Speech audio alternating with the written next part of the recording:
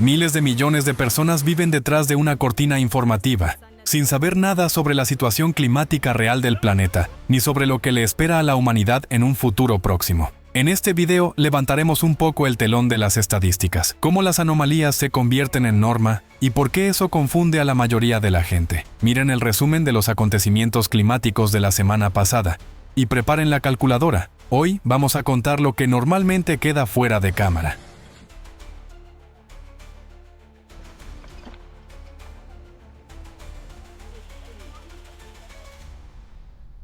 India y Pakistán.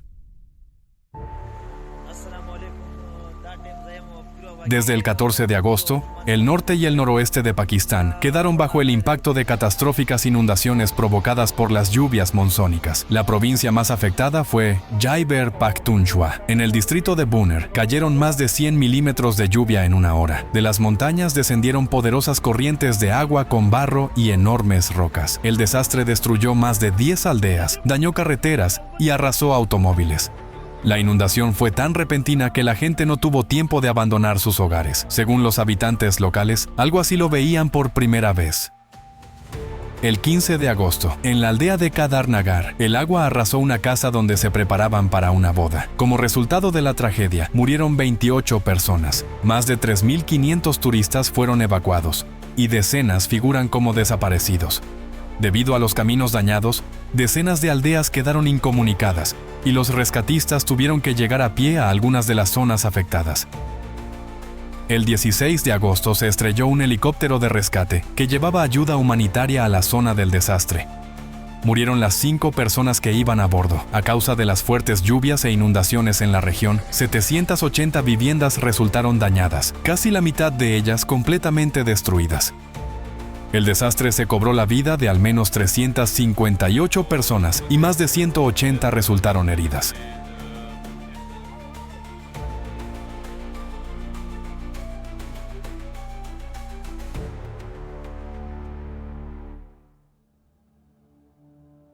Las intensas precipitaciones provocaron graves inundaciones en el territorio de Jammu y Cachemira, que se encuentra bajo el control administrativo de la India. El 15 de agosto, en una remota aldea del distrito de Kishtwar, situada en el camino hacia el templo de Machail Mata, ocurrió una tragedia. Una repentina y poderosa corriente arrasó con la cocina comunitaria, donde en ese momento se encontraban más de 200 peregrinos. Al menos 60 de ellos murieron, y unos 80 figuran como desaparecidos. El 16 de agosto, inundaciones repentinas en 2 aldeas del distrito de Kathua provocaron la muerte de al menos 7 personas y dejaron a otras 5 heridas.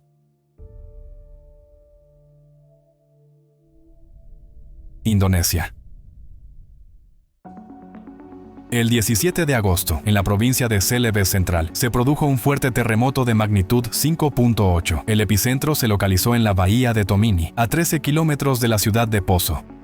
Los temblores subterráneos, que duraron alrededor de 15 segundos, provocaron pánico entre los habitantes. La gente abandonaba apresuradamente sus casas por temor a derrumbes. Decenas de pacientes del hospital público de Poso tuvieron que ser evacuados y alojados temporalmente en carpas dentro del recinto médico. En 9 aldeas se derrumbaron al menos 66 edificios, viviendas, escuelas, oficinas, y se interrumpió el suministro eléctrico. Especialmente afectada resultó la iglesia de la aldea de Masani. Durante el servicio matutino, las paredes y vigas se desplomaron sobre los feligreses. 12 personas resultaron heridas y fueron hospitalizadas. Una mujer falleció más tarde en el hospital. En total, 41 personas resultaron heridas, 10 de ellas en estado grave. Durante las siguientes 24 horas se registraron 57 réplicas de hasta magnitud 4.3, por lo que muchos habitantes no se atrevieron a regresar a sus hogares y permanecieron en la calle. Huracán tropical Erin. Erin entró en la historia del Atlántico como uno de los huracanes tropicales que más rápido se intensificó y uno de los más poderosos. El 15 de agosto era solo una tormenta común y apenas 25 horas después se convirtió en un monstruo de categoría 5 con vientos de casi 260 kilómetros por hora. También resulta inusual que apareciera en agosto, ya que huracanes tan fuertes suelen formarse en el pico de la temporada, en septiembre. Aunque las islas del Caribe evitaron un impacto directo de la tormenta, el 16 de agosto su periferia descargó lluvias torrenciales y vientos racheados sobre Puerto Rico y las Islas Vírgenes Británicas.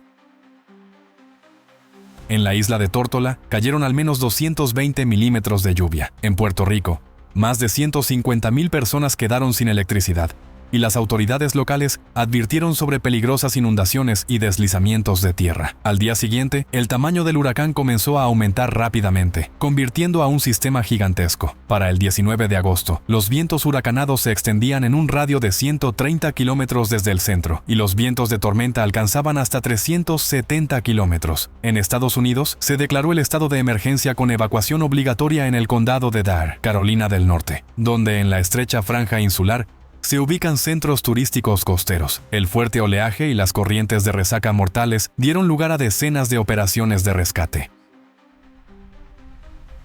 Rusia. A mediados de agosto, en uno de los asentamientos más septentrionales de Rusia, en el pueblo de Jatanga, en Taimyr, se estableció una temperatura anómalamente alta, que superaba la norma media diaria entre 5 y 11 grados Celsius. El 18 de agosto se registró allí un récord diario de 26,8 grados Celsius, casi 13 grados por encima de lo normal. Estas no son las únicas anomalías térmicas en Siberia. El 9 de agosto, en la ciudad de Norilsk, los termómetros alcanzaron 27,2 grados Celsius.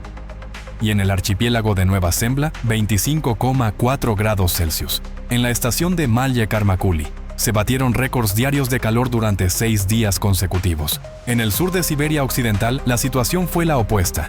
Las temperaturas se mantuvieron casi 5 grados por debajo de lo normal. Por ejemplo, en Kemerovo, ese mismo día solo se registraron 17,7 grados Celsius. Estos contrastes térmicos invertidos se vuelven cada vez más frecuentes y anómalos.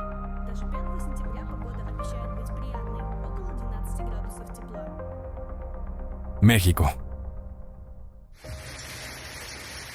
En la noche del 15 de agosto, el sur de la ciudad de Guadalajara, estado de Jalisco, se convirtió en el epicentro de un desastre natural. Primero, sobre el municipio de Tlaquepaque, cayó una tormenta de granizo breve pero increíblemente intensa, que en solo 15 minutos paralizó la vida de la ciudad. El granizo fue tan fuerte que en algunos lugares su capa alcanzó 1 metro de espesor, cubriendo por completo calles y coches estacionados. Las principales arterias de transporte se transformaron al instante en ríos congelados e intransitables. Decenas de conductores quedaron atrapados, sin poder moverse, y muchos se vieron obligados a abandonar sus vehículos dañados, con vidrios rotos y carrocerías abolladas. La situación se agravó de forma catastrófica con la lluvia. En el municipio de Zapopan, el nivel del agua en el paso elevado de la autopista Nogales subió hasta 2 metros, derrumbando estructuras y paralizando el tráfico.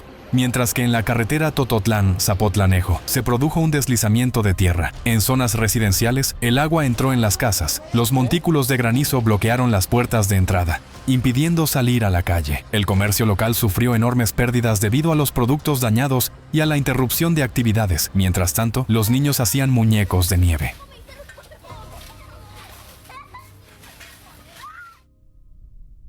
Australia. El 16 de agosto, en el estado de Queensland, ocurrió el terremoto en tierra más fuerte de los últimos 50 años en la historia de la región. Tuvo una magnitud de 5.6 y su hipocentro se localizó a una profundidad de 10 kilómetros. Los temblores se sintieron a cientos de kilómetros del epicentro.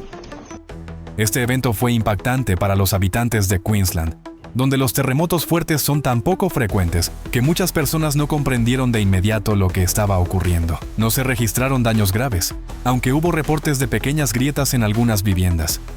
Alrededor de 13,000 propiedades y 3 hospitales quedaron sin electricidad después de que los sensores desconectaran automáticamente partes de la red.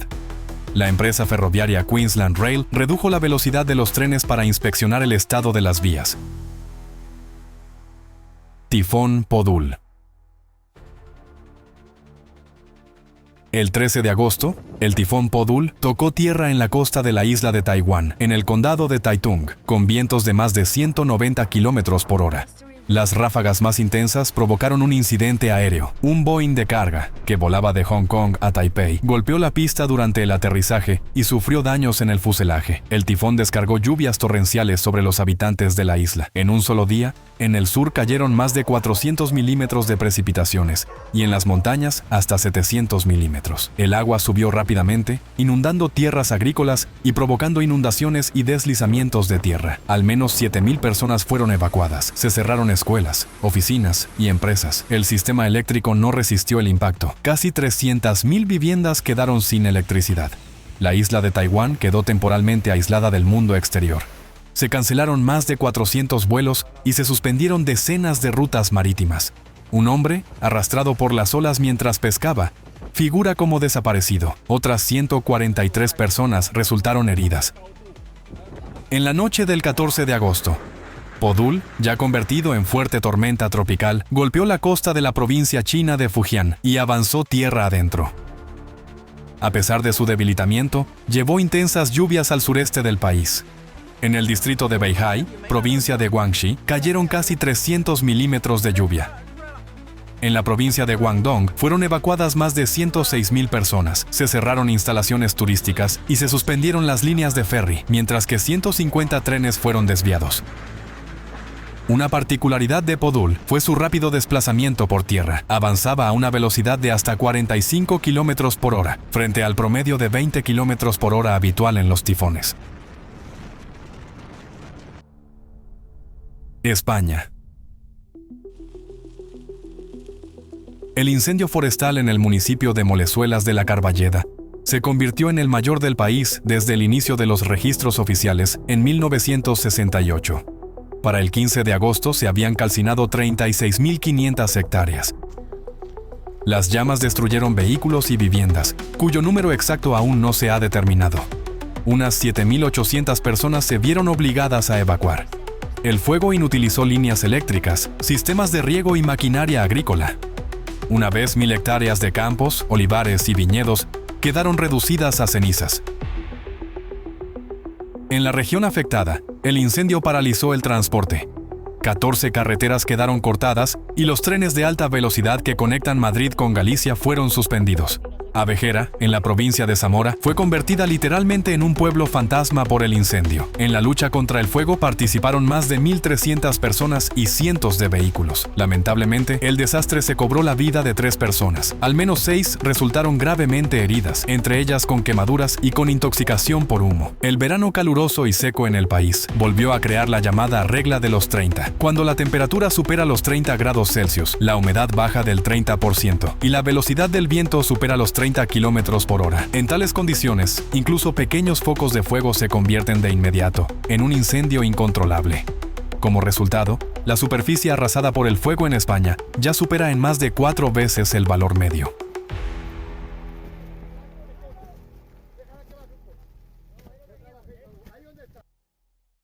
Portugal. La semana pasada, Portugal vivió uno de los momentos más críticos de la actual temporada de incendios forestales. Para el 19 de agosto, en el país ardían 70 incendios. En su extinción participaron más de 3.900 especialistas y 1.300 unidades de maquinaria. Debido a la magnitud y a la rapidez de propagación del fuego, también fue desplegado el ejército. Como resultado de los incendios, ya han muerto 3 personas. Si una persona no se interesa de manera consciente por el tema de los desastres naturales, a menudo ni siquiera se da cuenta de lo que ocurre en los países vecinos y se limita a lo que ve desde su propia ventana. Piensa, bueno, está un poco peor que el año pasado, o aún peor que hace 2 años. Sin embargo, diversas fuentes de información aseguran que eso es la norma. Pero las propias normas cambian con el tiempo, y como resultado lo que ocurre deja de parecer algo anómalo. La persona lo percibe como un proceso natural y se tranquiliza. Tomemos como ejemplo los incendios. La superficie media anual y el número de focos suelen compararse con la media de los últimos 10 o 20 años. Pero el matiz es que ese no es un periodo base fijo, respecto al cual se vea claramente la dinámica del empeoramiento de la situación de los incendios. Y como este periodo se actualiza cada año, en la base entran los valores anómalamente altos de los últimos años, que a su vez elevan el umbral del valor medio, y la diferencia ya no parece tan grande. Así funciona el simple mecanismo de suavizar la imagen de los desastres crecientes. Veamos un ejemplo. El valor medio de la superficie afectada por incendios en Europa durante el periodo de 10 años, de 2006 a 2015, fue de unas 257.000 hectáreas. La superficie arrasada por el fuego en el presente año es casi 4 veces mayor, pero la media actual, de 2006 a 2024, ya incluye los valores extremos de los últimos años, cuando los incendios crecían rápidamente y asciende a 355.000 hectáreas. Y al hacer la misma comparación de esta media con el año 2025, obtenemos ya una diferencia de 2,9 veces. Mediante simples ajustes estadísticos, la desviación de la norma se redujo en 100.000 hectáreas. Formalmente aquí no hay una falsificación directa de los datos. Todas las cifras son correctas. Pero como casi nadie profundiza realmente en ello, todo parece estar dentro de la norma. Y detrás de eso están los bosques quemados, los animales muertos, los hogares destruidos y, lo más importante, las vidas humanas perdidas. Lo mismo se observa con los datos de otros fenómenos naturales. Inundaciones, temperaturas, tornados, terremotos. Con estos ejemplos quisimos mostrarles cómo se suavizan los contrastes en la imagen real de los cambios climáticos. Por eso es tan importante profundizar uno mismo en lo que ocurre. Cuando una persona empieza a reflexionar y a ver la imagen real, comprende que los desastres ya abarcan a todo el mundo a una velocidad alarmante y puede transmitir esta verdad a los demás. Al fin y al cabo, la información honesta y veraz es vital. Ayuda a la gente a mantener la cordura.